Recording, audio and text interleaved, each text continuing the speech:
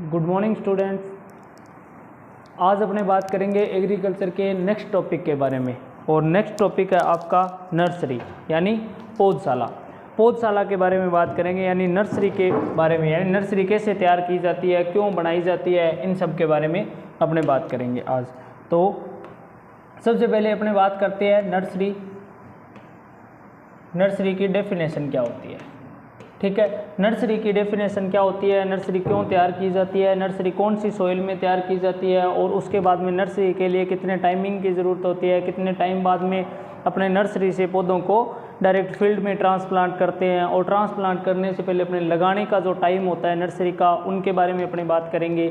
ठीक है, तो ये सारी अपनी बात करते हैं नर्सरी से शुरुआत से। तो नर्सरी की डेफिनेशन की अपने बात करें तो जैसे कि मान लो नर्सरी की आपकी छोटी क्लास होती है नर्सरी वाली, उसी तरीके से होता है। जैसे कि मान लो छोटे क्लास के अंदर क्या होता है, छोटे बच्चों को स्कूल के अंदर ले जाया जाता है तो सिर्फ उनको सारे दिन क्या किया जाता है, खिलाया जाता है, सिर्फ उनको माहौल दिया जाता है। इसी तरीके से उनको उनके साथ कोई भी अच्छे तरीके से अपने व्यवहार करते हैं, कोई भी डांट फटकार वगैरह अपने कुछ भी बच्चों को नहीं डांटते हैं, कुछ भी नहीं बोलते हैं, मतलब ये सिस्टम होता है नर्सरी के अंदर। इसी तरीके से क्या होता है, नर्सरी के अंदर क्या होता है, एक पर्टिकुलर एरिया होता है, छोटा सा पर्टिकुलर एरिया होता है, उसमें अपने क्या करते हैं, प्लांट्स को लगाते हैं। प्लांट्स को लगाने के बाद में उनको क्या करते हैं, अच्छे तरीके से क्या करते हैं, अपने केयर करते हैं। ठीक है, और केयर करने के बाद में जब वो क्या हो जाते हैं, प्लांट ग्रो हो जाते हैं, और ग्रो होने के बाद में क्या होता है, पर्टिकुलर टाइम के बाद में क्या कर दिया जाता है, ट्रांसप्लांट कर दिया जाता है, और ट्रांसप्लांट करते हैं अपने डायरेक्ट फील्ड के अंदर।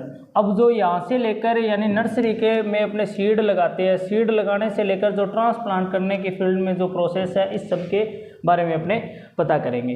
ठीक है, तो सबसे पहले आपके दिया गया है नर्सरी, और नर्सरी के अंदर अपने बात करते हैं। तो नर्सरी की शुरुआत के अंदर अपने देखेंगे तो नर्सरी की सबसे पहले अपने सॉइल का पता करेंगे, भी कौन सी सॉइल में लगाई जाती है, कौन सी क्लाइमेट में लगाई जाती है। तो नर्सरी के अपने क्या करेंगे, सिलेक्शन देखेंगे अपने किस किस वजह से क्या क्या तरीके से क्या क्या इसके अंदर चेंजिंग करने हैं। क्या आपको सबसे पहले दिया गया है सिलेक्शन ऑफ साइट।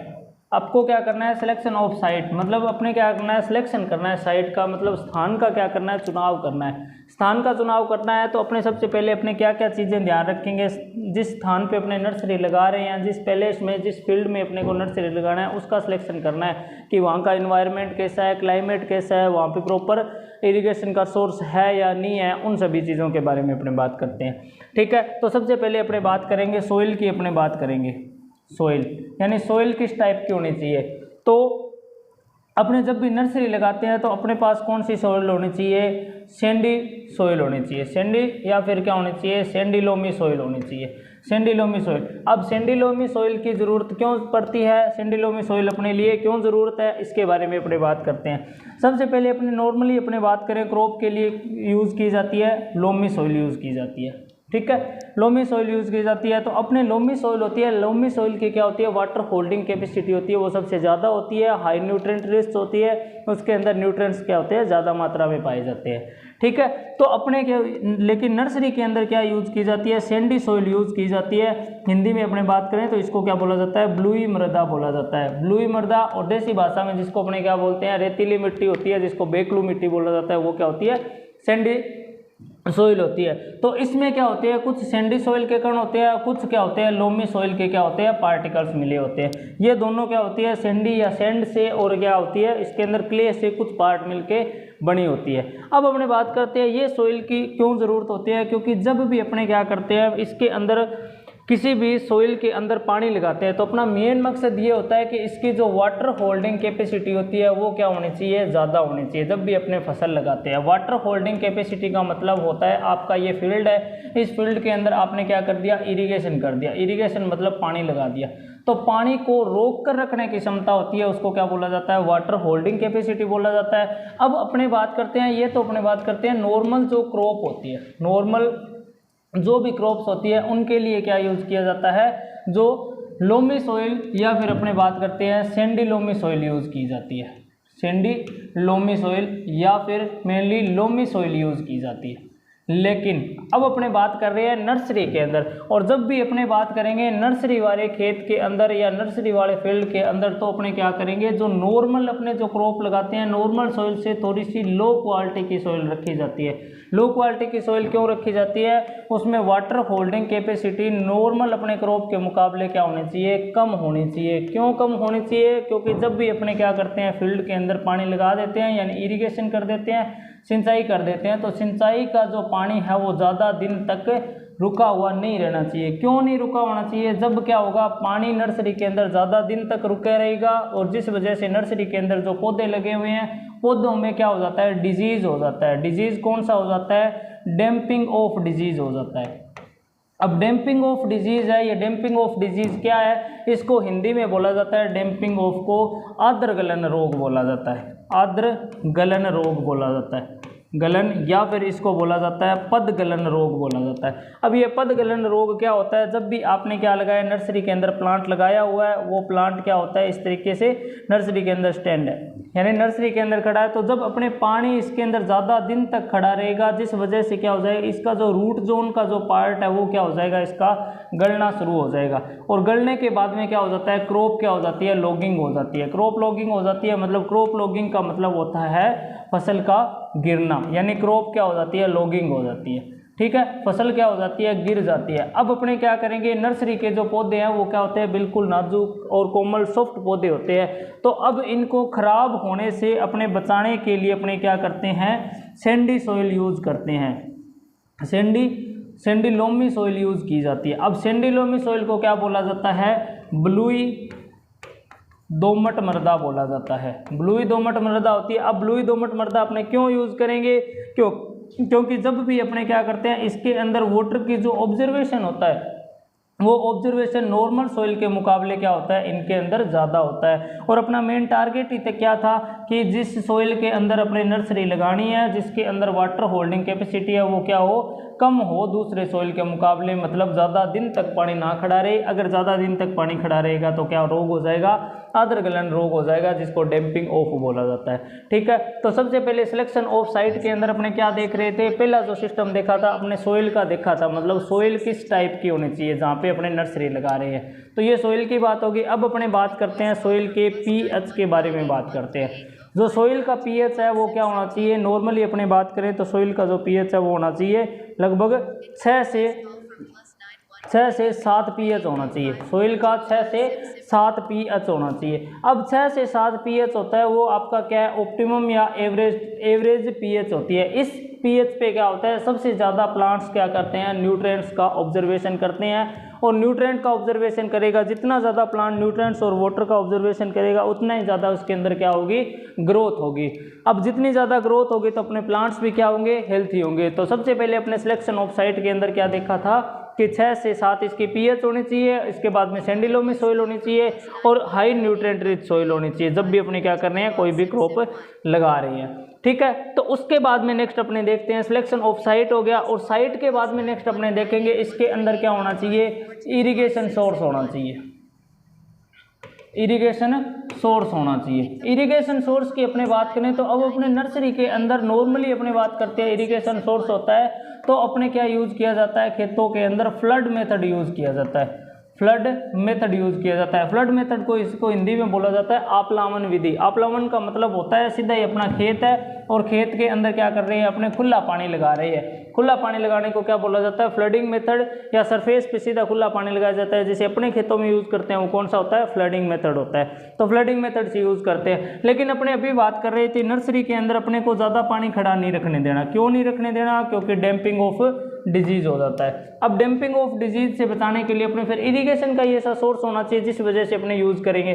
तो सबसे पहले अपने बात करते हैं तो एक तो परमानेंट इरिगेशन का सोर्स होना चाहिए, क्योंकि जब भी क्या हो जाता है प्लांट्स के अंदर वाटर की कमी हो जाए तो अपने को प्रॉपर टाइम के अंदर उसके अंदर वाटर की या इरिगेशन की क्या होनी चाहिए, अवेलेबिलिटी, ज़रूरत होनी चाहिए।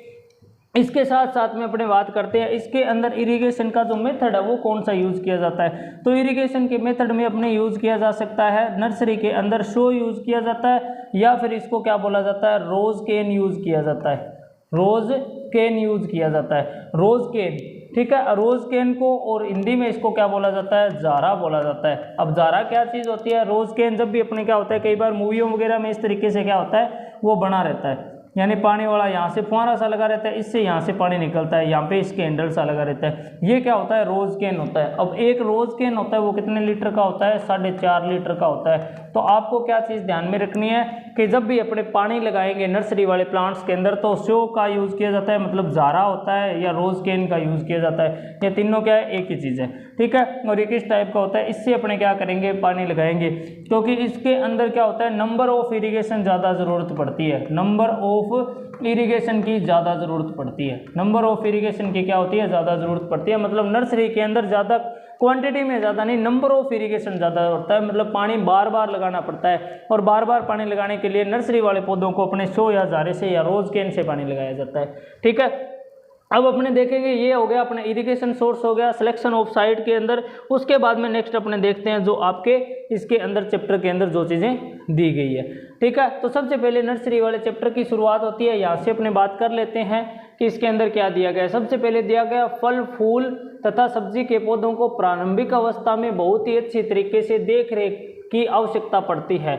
वह फल व सब्जियों के बीजों को अत्यंत छोटे व महंगे होने के कारण सीधा खेत में लगाना कठिन होता है। इसने बोला है कि अत्यंत छोटे व महंगे होने के कारण सीधा खेत में लगाना कठिन होता है, क्योंकि प्रारंभिक अवस्था में इनके नवजात पौधे अधिक कोमल होते हैं। नवजात पौधे का मतलब न्यू प्लांट होते हैं, न्यू जर्मिनेशन प्लांट होते हैं, वो क्या होते हैं, अधिक सॉफ्ट होते हैं। और उसके बाद में नेक्स्ट दिया गया इसके अंदर अतः इन पौधों को गर्मी सर्दी तेज हवाओं व अधिक वर्षा बीमारियों से रक्षा करना अत्यंत आवश्यक होता है। बड़े क्षेत्रफल में इस प्रकार के कोमल पौधों की देखभाल आसानी से संभव नहीं हो सकता, इसलिए बीजों को पहले छोटे स्थान पे सघन रूप में लगाया जाता है और उसके बाद में जब पौधे बड़े हो जाते हैं तब उनको क्या कर दिया जाता है, पौधों को स्थायी या सीधा खेत में रोप दिया जाता है। मतलब इसने ये बात बोली है कि जब भी जो छोटे और महंगे प्लांट्स होते हैं उनको डायरेक्ट अपने खेतों में नहीं लगा सकते, क्योंकि जब अपने खेत में लगाते हैं तो इनके बीच में प्रॉपर डिस्टेंस रखी जाती है।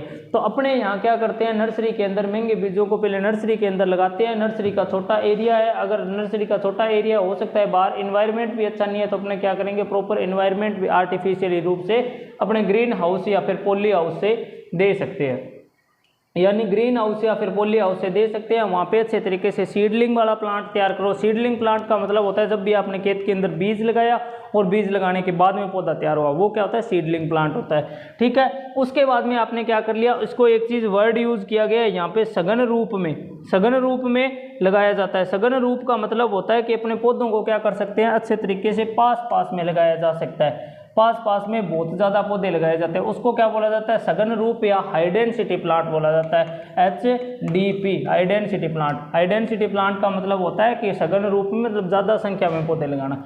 अब देखो कि इसके अंदर क्या चीज़ होती है कि जैसे कि मान लो आपने ज़्यादा संख्या में मतलब पास पौधे लगा दिए। अगर फील्ड खेत में लगाते तो खेत में एक तरीके जैसे अपने बात करते हैं मैंगो का प्लांट लगाते हैं तो मैंगो के 2 प्लांट्स के बीच में 10 मीटर की डिस्टेंस होनी ज़रूरी है, लेकिन ये कोई ज़रूरी नहीं कि आप नर्सरी में भी 10 मीटर की दूरी रखोगे, 10 मीटर की डिस्टेंस होती है, ठीक है। तो अब अपने जब खेत में लगाएंगे डायरेक्ट, फिर तो क्या होगा, इसके अंदर क्या होगा, डायरेक्ट खेत में तो 10 मीटर दूरी रखनी पड़ेगी, लेकिन अपने क्या करेंगे, नर्सरी में लगाएंगे तो इनको पास में लगा लेंगे, तब ये पौधे बड़े हो जाएंगे, तब इनको क्या कर दिया जाता है, फिर मेन फील्ड के अंदर क्या कर दिया जाता है, मेन खेत के अंदर क्या कर दिया जाता है, ट्रांसफर कर दिया जाता है, ठीक है।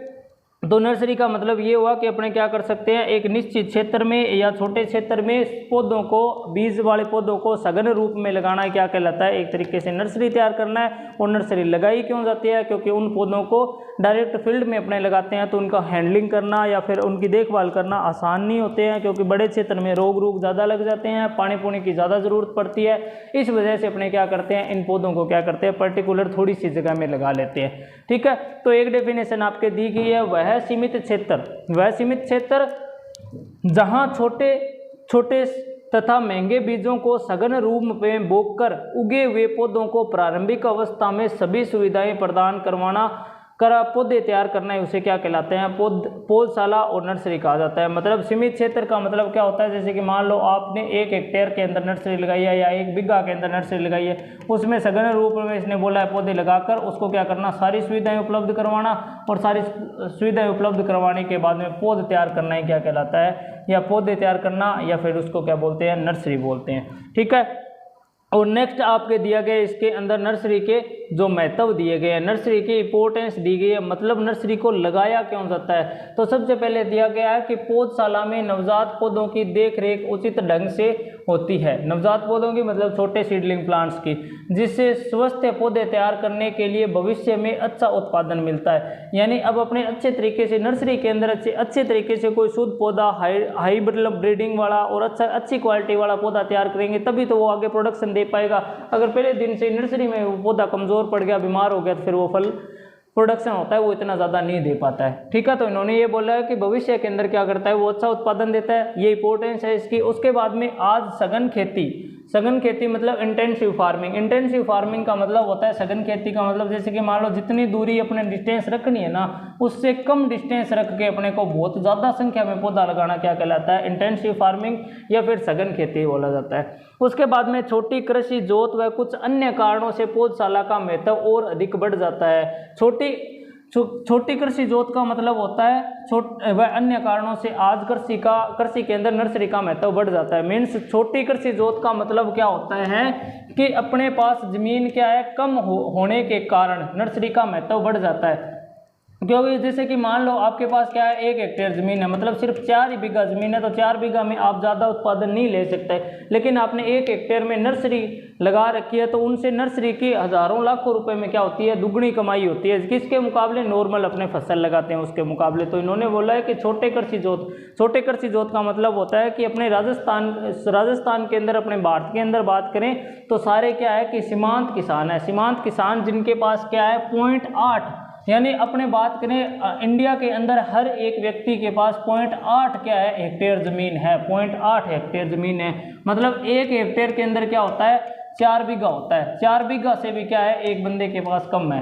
ठीक है। अपने एवरेज इंडिया के अंदर बात करें तो सारे सीमांत किसान हैं। और सीमांत किसान कौन से होते हैं, जिनके पास 2 हेक्टेयर से कम ज़मीन होती है, उनको क्या बोला जाता है, सीमांत किसान बोला जाता है। ठीक है। और नेक्स्ट दिया गया है इसके अंदर पौधशाला के जो महत्व के निम्न बिंदु दिए गए हैं, यानी मेन पॉइंट दिए गए हैं। तो सबसे पहला पॉइंट है पौधशाला में पौध तैयार करने से भूमि की बचत होती है। भूमि की बचत का मतलब ये होता है कि जैसे कि मान लो ये अपना इतना बड़ा खेत है, अब आपको क्या करना है, नर्सरी लगानी है। अब नर्सरी किसकी लगाते हैं, नॉर्मल आप एक काम समझो, राइस की नर्सरी लगाते हैं। तो राइस की नर्सरी में अपने पूरे खेत में नर्सरी नहीं लगानी पड़ती, अपने क्या करते हैं छोटे से एरिया में किसी कोने में जैसे नर्सरी लगा ली। तो अब इसने बोला है कि भूमि की बचत हो जाती है। तो मतलब क्या हो गई, पूरी ज़मीन क्या पड़ी है, वापस खाली पड़ी है। अब अपने ज़मीन को खाली रखेंगे या फिर ज़मीन के अंदर क्या करेंगे, ग्रीन मैन्योर या हरी खाद या फिर उसको अच्छे तरीके से पानी लगाकर छोड़ देंगे कई दिन के लिए, ताकि उसकी फर्टिलिटी है वो बनी रहे। तो भूमि की क्या होती है, बचत होती है। मतलब सोइल क्या होती है एक तरीके से, जो सोइल मतलब भूमि की बचत, यहाँ पे फील्ड क्या हो जाता है, अपना सेविंग हो जाता है, एक तरीके से खाली पड़ा रहता है। ठीक है। उसके बाद में नेक्स्ट इसके अंदर दिया गया पौधशाला में पौध तैयार करने से बीज कम लगता है। बीज कम लगता है मतलब ये हो गया जैसे कि मान लो एक तो क्या है कि आपके पास बहुत बड़ा एरिया है और एक पास क्या है कि छोटा सा एरिया है, तो आप नर्सरी तैयार करोगे छोटे से एरिया में तो क्या होता है सीड कम लगता है। और ये बात अपने कर चुके हैं कई बार। आजकल बहुत ज़्यादा हाई टेक्नोलॉजी के जो बीज लेके आते हैं वो बहुत ज़्यादा महंगे होते हैं, तो उनको डायरेक्ट अपने खेत में नहीं बोया जा सकता, डायरेक्ट सोविंग नहीं किया जा सकता। क्यों नहीं किया जा सकता, क्योंकि अपने को ये रिस्क रहता है कि कहीं ना कहीं अपने बीज लगा दिया और कल को ख़राब हो गया तो फिर नुकसान हो जाएगा। तो ठीक है, तो बीज कम लगता है। उसके बाद में दिया गया छोटे व हल्के बीजों की खेत में सीधी बुआई करना कठिन होता है। मतलब छोटे बीजों को डायरेक्ट सोविंग नहीं किया जा सकता, लेकिन पौधशाला में आसानी से बुआई करके उनको बड़े करके फिर ट्रांसप्लांट किया जा सकता है। उसके बाद में दिया गया पौधशाला में उगे हुए नवजात व कोमल पौधों की सीमित क्षेत्र के कारण देखभाल करना आसान होता है। मतलब सीमित क्षेत्र या छोटा क्षेत्र होने के कारण उनकी क्या होता है, आसानी से अपने देखभाल कर सकते हैं। और जब अपने आसानी से इसकी देखभाल करेंगे, पौधा अच्छे तरीके से ग्रोथ करेगा, जिसकी वजह से आगे वो प्रोडक्शन भी क्या देगा, अपने को ज़्यादा देगा। और नेक्स्ट इसके अंदर दिया गया आपके नेक्स्ट जो दिया गया पौधशाला में पौधों की वृद्धि के लिए सभी अनुकूल परिस्थितियां आसानी से प्रदान की जा सकती है। मतलब पौधशाला के अंदर दिया गया है, किसने बोला कि सारी सुविधाएं क्या दे सकते हैं, अपने आसानी से प्रदान कर सकते हैं। आसानी से प्रदान करने का मतलब ये होगा, जैसे भी मैंने आपको बताया था कि आपने कभी ग्रीन हाउस या पॉली हाउस में क्या लगा ली, नर्सरी लगा ली। अब इसको क्या है कि पानी की ज़रूरत है तो प्रॉपर पानी देते रहेंगे। अगर सर्दियों के अंदर अपने को क्या है कि गर्मी की ज़रूरत होती है तो भी अपने क्या करेंगे, धूप होती है वो क्या होगी, इसके ग्रीन हाउस के अंदर आती है और रिफ्लेक्ट होकर वापस उतनी जा नहीं पाती, जिस वजह से प्रॉपर पौधों को धूप भी मिल जाती है। जैसे कि मान लो अपने ऑफ सीजन की सब्जियां लगाते हैं, वो किस वजह से लगाते हैं, क्योंकि इसके अंदर प्रॉपर माहौल दिया जा सकता है अपने आर्टिफिशियली रूप से भी। ठीक है, उसके बाद में दिया गया कि बीजों की बुआई नर्सरी में करने से मुख्य खेत की तैयारी के लिए अधिक समय मिल जाता है। अब मुख्य खेत की तैयारी का मतलब जो अपना मेन फील्ड होता है उसकी तैयार करने के लिए, मतलब फील्ड प्रिपरेशन तैयार करने के लिए अपने को टाइम मिल जाता है। कैसे टाइम मिल जाता है, जैसे कि मान लो आपको क्या लगाना है, चावल लगाना है। ठीक है, तो आपने क्या कर लिया, 1 बीघा के अंदर अलग ही नर्सरी लगा ली। अब इस खेत को तैयार करने के लिए अच्छे तरीके से अपने को टाइम मिल जाता है, क्योंकि ओपन फील्ड पड़ा रहेगा। ओपन फील्ड को आसानी से अपने क्या कर सकते हैं, फील्ड प्रिपरेशन, प्राइमरी ऑपरेशन कर सकते हैं। प्राइमरी ऑपरेशन का मतलब खाद वगैरह मिला दी, उसमें खाद, गोबर की खाद, काउडंग वगैरह, मेन्योर वगैरह, फर्टिलाइजर जो भी मिला दिया। मिलाने के बाद में आपने जो भी क्रियाएं करनी है, मतलब खेत तैयार करना है, तो वो आसानी से किया जा सकता है। अगर इसी खेत के अंदर आपने पहले दिन में आपने क्या लगा के छोड़ दिया, कोई पौधे लगा के छोड़ दिया होता, तो ये ज़्यादा दिन तक खेत तैयार करने में इतना ज़्यादा टाइम नहीं मिल पाता। सारा कुछ क्या होता, फास्ट ही करना पड़ता जल्दी में। ठीक है, उसके बाद में नेक्स्ट अपने बात करते हैं, जिस समय पौधशाला में पौध तैयार करते हैं उसी समय खेत की दूसरी फसलें उगी रहती है, अतः सघन खेती को भी बढ़ावा मिलता है। मतलब इसने ये बात बोली है कि जब आपको क्या करना है, जैसे सेम जो एग्जांपल है वही देखो, आपने क्या किया, राइस का क्या कर लिया, राइस लगाना है खेत के अंदर, और इससे पहले आपने कोई भी क्रॉप लगा रखी है, कोई भी क्रॉप लगा रखी है, तो उसको अपने क्या कर सकते हैं, आसानी से हार्वेस्ट वगैरह कर सकते हैं। आसानी से लंबे टाइम के लिए लगाना है तो लगाए रख ही सकते हैं, क्योंकि जब तक ये नर्सरी तैयार नहीं होती तब तक ये खेत खाली पड़े रहेगा। इससे अच्छा अपने क्या करेंगे, कोई भी इसके अंदर कोई भी खेती और कर लेंगे या कोई भी क्रॉप लगा लिया जाएगी। जैसे कि अपने बात करते हैं नॉर्मली अपने मोठ की बात करते हैं, मोठ बीन की बात करते हैं। तो मोठ बीन होता है, मोठ बीन के अंदर एक वैरायटी आती है RMO40 नाम की वैरायटी वगैरह आती है। इन वैरायटी जो होती है ये 60 दिन में लगभग पक जाती है। तो जब तक अपने नर्सरी तैयार होती है इतने दिन अपने क्या करेंगे, दूसरी क्रॉप की खेती कर लेंगे। इसको क्या बोला जाता है, इंटेंसिव फार्मिंग या सघन खेती बोला जाता है। ठीक है, नेक्स्ट दिया गया कि कम क्षेत्र में पौधों के अंदर कीट व रोगों का जो क्या होते हैं, प्रतिकूल परिस्थितियां होती हैं, उनको क्या किया जा सकता है, अपने चेंज कर सकते हैं। यानी अपने अभी बात कर रहे थे अपने नर्सरी लगाना क्यों जरूरी है, जब भी अपने बड़े फील्ड के अंदर क्या करते हैं, प्लांट्स लगाते हैं, बड़े फील्ड के अंदर प्लांट लगाते हैं तो उनके अंदर डिजीज़ ज़्यादा लगते हैं, डिजीज़ और इंसेक्ट पेस्ट वगैरह रोग ज़्यादा लगते हैं। अपने छोटे एरिया में लगा लेते हैं तो उनके अंदर रोग लगते हैं, लेकिन उनको कंट्रोल करना आसान हो जाता है, क्योंकि बड़े क्षेत्र के अंदर कंट्रोल नहीं किए जा सकते।